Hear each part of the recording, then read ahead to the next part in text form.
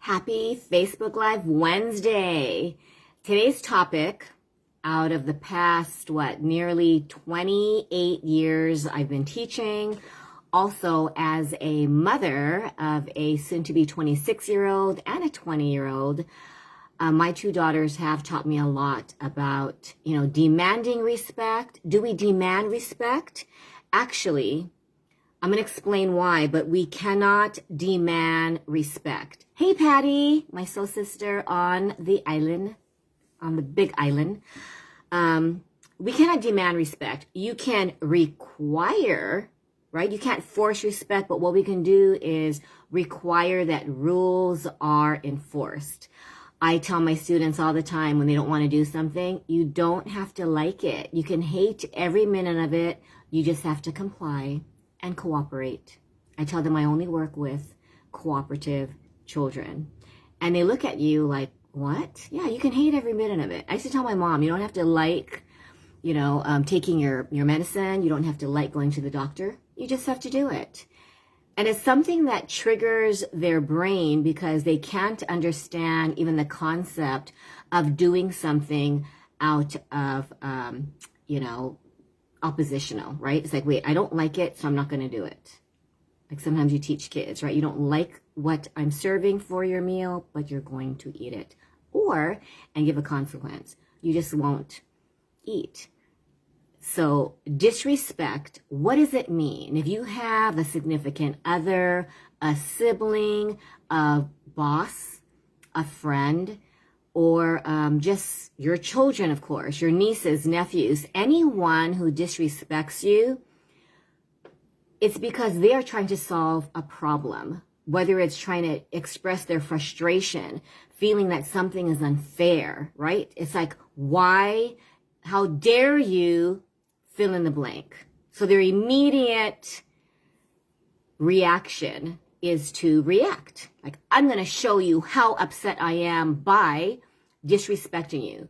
Now, children, they really feel disempowered, right? When you think about it, they're little, if they're minors, even if they're 16, 17, or maybe they're in their early 20s. But as, a lot of parents say, if you are in this house, then you need to abide by my rules. But it's spoken in a very domineering, almost like I dictate what's going on, or else you can leave. And that energy is very, it just creates a lot of negative energy.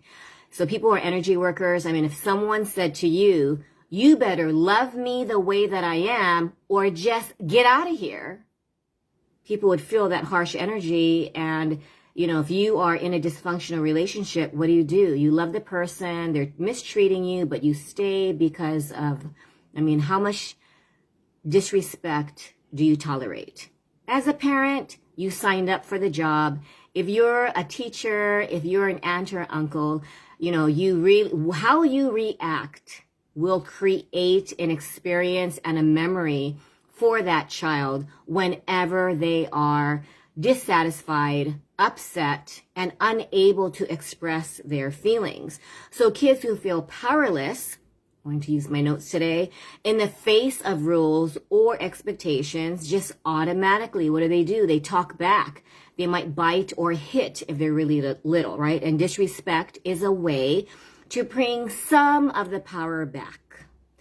So dragging you into an argument, right? Why do I have to do this homework? And then they get into an argument, which actually works in their, it works because they are procrastinating doing the chore that they don't want to do.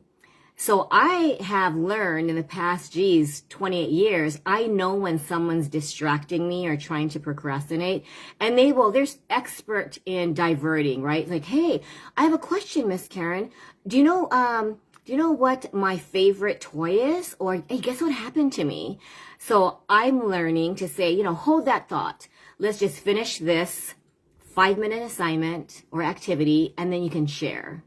They immediately calm down because they know they will have an opportunity to share, an opportunity to be heard, understood, and not judged. If a child, even an oppositional teen, feels that they will be heard, understood, not judge, despite not getting their way. I mean, yes, buttons will be pushed. And behavior modification, I remember doing that class when I got my teacher certification for special ed. Behavior mod, they always teach you behavior will escalate before it, kind of like tapers out, and then you get the positive result, which is cooperation, respect, and just that taking away all that negative energy, right? Because if many of you, I'm sure, have witnessed either adults, children, I mean, any age, it doesn't matter. When you are just consumed with anger, if you don't take a moment to deep breathe, Patty here, a breath work expert, really taught me, when you study and research and practice the power of breath, it can de-escalate anger within seconds. And that's what we need to teach our children and parents and adults, because when we take things personally, and that's what we often do, right? How dare you say that? If a child says, I want another mommy, or something really horrible, I wish you were dead. And you just have to know that whatever they say, they are particularly wanting you. Their goal is to get you totally upset. Why? Then they feel empowered. They have control of your emotions. And you don't realize, I used to tell myself, remind myself, as well as parents, that the minute you get upset, the minute you react, is when your child has the power, because they get to steal your peace. I always tell myself, no one's gonna pop my peace bubble, right? And that peace bubble can be popped within seconds if you allow it to happen. I remember, having a relaxing 2-hour massage, and then all of a sudden I got into a car accident.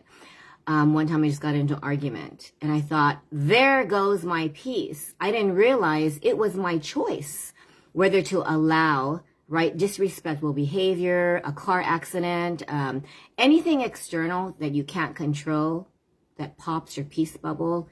It's in your power to either choose peace or choose stress. So if you tell yourself in that moment when a child swears at you, that's a big indicator that they want to really get you totally, in that anger explosive mode, because if they're upset, they want you to be upset. So, don't badmouth people. I didn't realize this. We are setting the stage for how our children react by how they witness us reacting. And I didn't realize I had a tendency to overreact. If I was, I'm very passionate. So if I feel thoughtful, I'm going to really be generous in being kind. If I'm upset, my whole family knows it.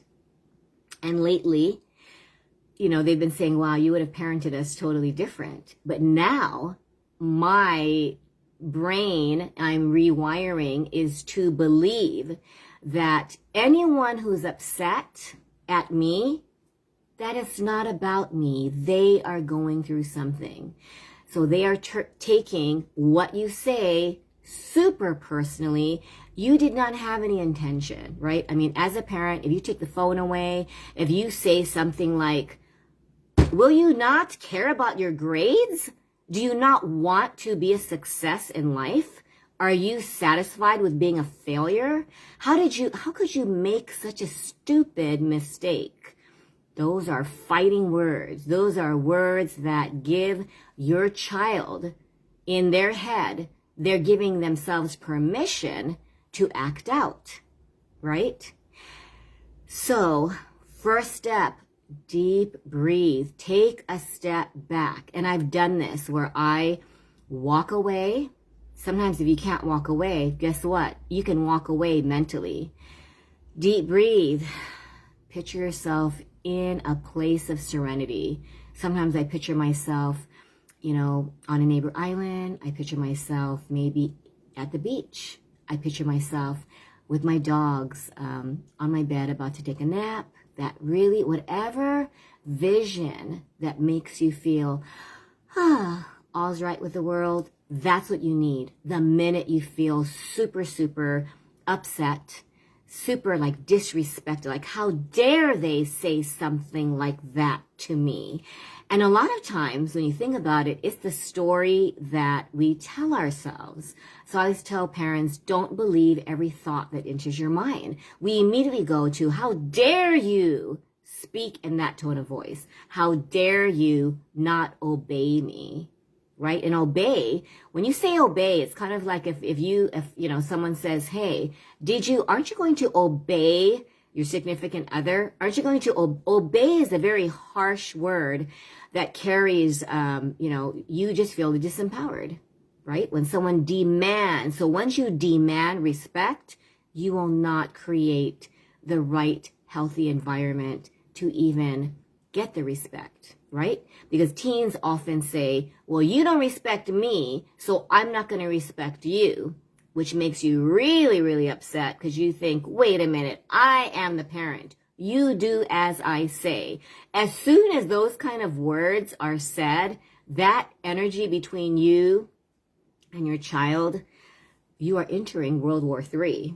You are entering, you can't even feel peace, right? You feel so upset that you don't even want to be the parent. You don't want to be in the relationship.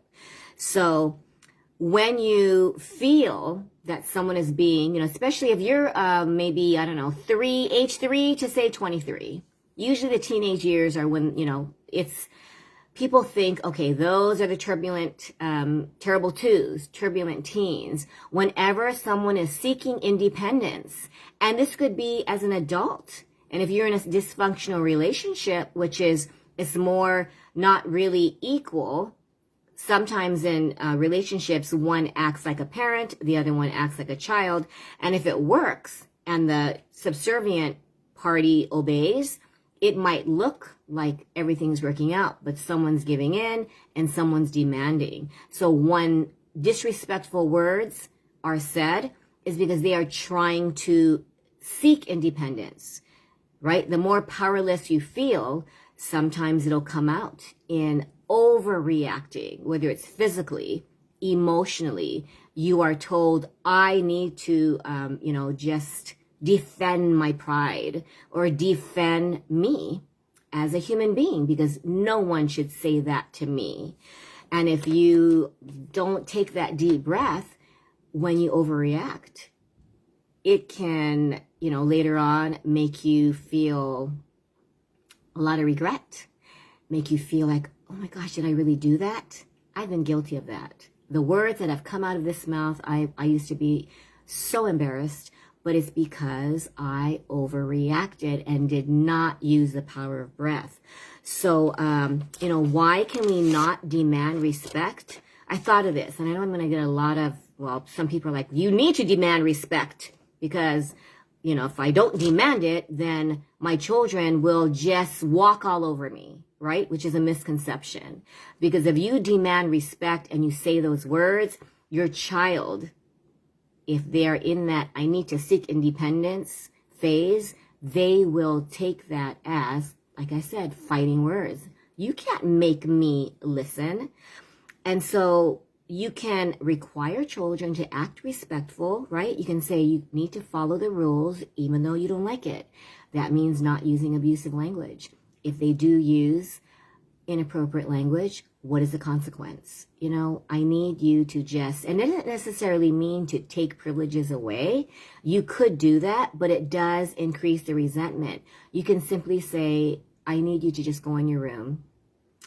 And when you're ready to talk to me in a calmly respectful manner, I'm ready to talk to you. Unless you calm down, and I don't need to tolerate being, disrespected. So I need you to leave. And that's it. Will they fight back? Oh, yeah. Will they maybe you go into your room? If they don't leave and they keep following you, that's happened to me. And then you close the door and keep pounding and pounding and pounding and pounding and pounding. It's going to be like a tug of war, right? I know someone who said it took 5 hours. Her little one, super, super strong-willed. Do not give in, even if it's after 5.5 hours. The second you give in, you are relinquishing your power. And now your little one or your teenager, when you go, fine, go ahead and eat that candy. Or fine, you can go to see your friend. You have lost power. You actually have lost respect, because now the oppositional person, even if they're 3 or 33, feels that, I have the upper hand. All I have to do is push buttons for about 5 hours and they'll give in. And this is what you see. I'd like you to observe when you're, the next time you're at the mall, or you see someone and you see a little kid go, please, please, please, please, mommy, mommy, mommy, mommy, mommy, mom, mom, mom, mom, mom, mom. And a lot of moms, and we do this, my daughter and I will look and say, do you think the mom's going to give in? And the mom will be on her phone. And then some moms will totally ignore it. And then they end up leaving the store without that candy or balloon or whatever that child wants. And that child is screaming. 2 reactions, right? One mom immediately smacks their leg. I think this was like a 4-year-old. And what happened? More just anguish from this child, screaming, screaming, screaming. But the mom just held her hand, dragged her out of the mall, and just continued to enjoy her ice cream. And my daughter's like, wow, so she's still in that moment, Mom, where I'm going to enjoy my ice cream no matter what. And we kind of laughed, but, she could have enjoyed that ice cream without the slap on the leg, because as I'm doing this inner child healing for those, and you have every right to disagree with me, but people who have been like spanked or borderline abuse, whether it's mental, emotional, physical, yes, it does work short term. But when you look at how they mentally function as an adult, when they are not spanked, right? And this is from years of experience where I'm talking to kids like, what makes you disrespect? What makes you behave? If they are heard, understood, and not judged, you have more of a chance of having a respectful child who respects you. Whether they're a people pleaser or not, they will not be rude to you, especially at a young age if they do not. But if they witness you being rude to others, you're giving them permission. If you go, I can't believe that sales clerk was so rude, she should be fired.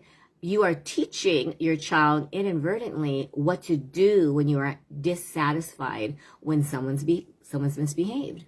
So I remember, when there was a stabbing at Milani High School, and my daughter, a lot of people were like, what kind of parents does he have? And then my daughter said, he must have really a troubled home life, and his parents, I really feel for his parents, because they probably feel guilty at how their teenager misbehaved and overreacted. And he probably is going through a lot of hurt too. Right, Mom? I said, you're right.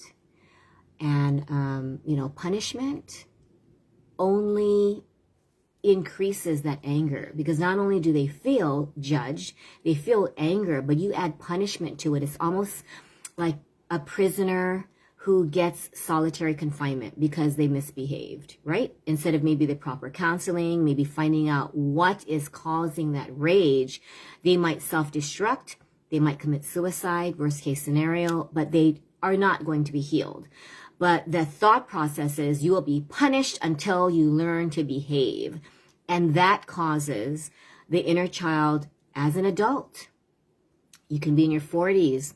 You are hanging on to all the spankings, and you've been maybe brainwashed to believe, hey, spankings worked because it made me behave. But what did it do to your soul? What did it do to your emotional, just like stability, your confidence, the way that you see yourself? Are you able to practice self-love if you were spanked?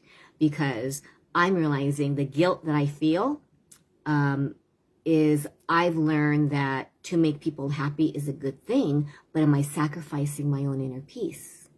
I'm going off topic, but the reason why I'm saying this is when someone disrespects you and you do this, I'm going to take your phone away. And I've done that. You know, in some cases it works, but it's the way that you say it. It's not like, you don't deserve this phone, so I'm taking it away.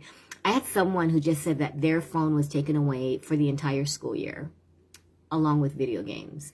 Now he's obsessed with getting A's, not just B's. They're not good enough. And so that's going to create, in my opinion, an adult who always needs to succeed no matter what, even if it compromises their physical health, their mental health, their emotional health, because they've been taught that succeeding is what life is all about. Doing the extra credit, making sure that you are at the top of your game no matter what. So you sacrifice your mental health, right? You sacrifice your physical health. And guess what? You might tend to just lash out and disrespect others because you yourself don't feel heard. You don't feel, like things are going your way. And because you don't know how to solve the problems that you're experiencing, you lash out. You might bicker with your significant other. I realize that's what I tend to do when I'm stressed. I just pick fights because I'm not happy. So the more meditations I do, deep breathing I do, a mini nap, as short as 5 minutes, I cannot believe what it does, right?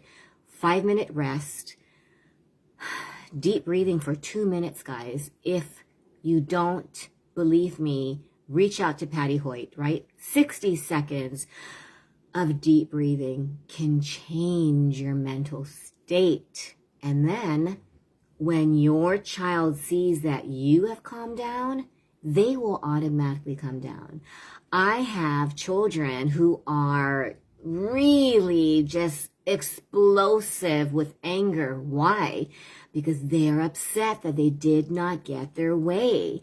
Am I going to give them their way? No. But I calmly explain that not getting your way is the hardest thing because it makes them, right? Are you really upset that you can't fill in the blank? Yes, I'm really upset. So I had this one boy break crayons, and he just started giggling like, what? I go, yes, break this crayon. Can I break another one? Sure, break another crayon. His mood went from super explosive, I am not being tutored during spring break, this is so messed up, I don't want you here, to within like just 2 crayons being broken, de-escalated. Another child, let's write, how do you feel? And so he wrote a sad face or an angry face. And I said, let's rip it up. He ripped it up, de-escalated.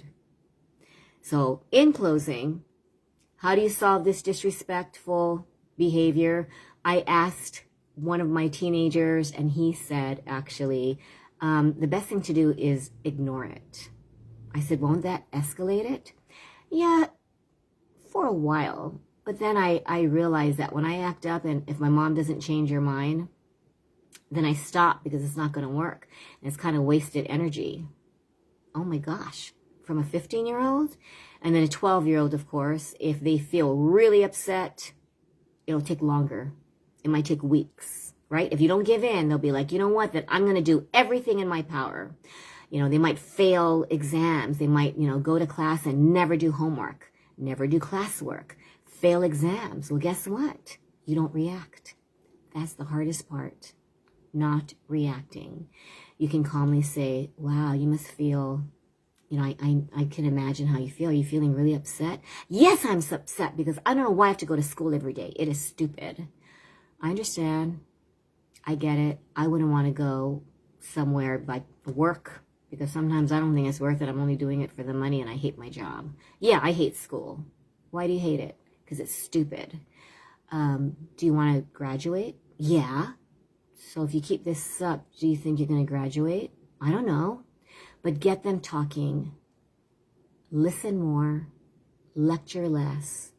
Connect more instead of, this harsh discipline. And yes, it does work short term, but in the long run, resentment will build. I have talked to adults who've been, really spanked, sometimes with like a whip, sometimes to the point that they, were physically injured, emotionally injured, just a really wide array of punishments. And they grow up not respecting themselves.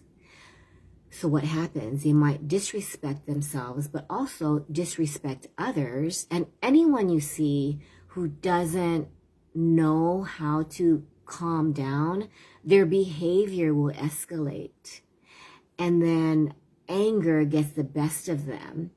Because I don't know if you've ever been so angry and you do something and you immediately regret it. But you're so angry that you justify your behavior. And that's what a little one is telling you. Like, I am upset. As soon as someone, a 3-year-old, 5-year-old, 16-year-old, the goal should not be to, I want you to understand why I'm doing this. And I immediately stopped the academics. This child was not having it. He was 11. I have a 9-year-old. Actually, you know what? A lot of them, age 5, age 11, age 9, they are not having it. They just think life is sometimes not worth living. It gets to that point, guys, that these children don't, and they don't really mean it, but that's how they're expressing it because they're so frustrated. So if someone is disrespecting you, don't take it personally. Really go within and find out why. Put yourself in their shoes. And make less demands. I know it sounds totally opposite because as a parent, you want to demand so that they respect, so that they do what you want. And invite you to go back to that age when you were 12 or you were 16 or maybe you were 5 and you were told, you better listen or else. How did that make you feel? And what did your parent do? And did you feel loved when you were given that consequence or punishment? Really spend some time today thinking about it. Thank you for your time. Thank you for watching. If you have any suggestions on topics, please let me know. And maybe I'll focus on that next week because I'm running out of topics. I know I've covered this disrespect, but given a lot of disrespectful behavior shown in the world lately, whether it's, vaccine versus not vaccine, wearing a mask versus not wearing a mask, how do you handle people who, maybe you feel angered you? I thought this topic is perfect. And it should be repeated, I guess, because this message, I just read this quote, abuse is never an excuse. And I thought, that's a really powerful statement. Mental abuse, physical abuse, or emotional abuse, because when we damage our soul, it takes a lot to repair. Is it impossible? No. Does it take vulnerability and courage? Yes. So if you have just anything that is angering you, please reach out. I'd love to have a talk with you and help you through this because that's my current mission. Thanks, guys. Bye.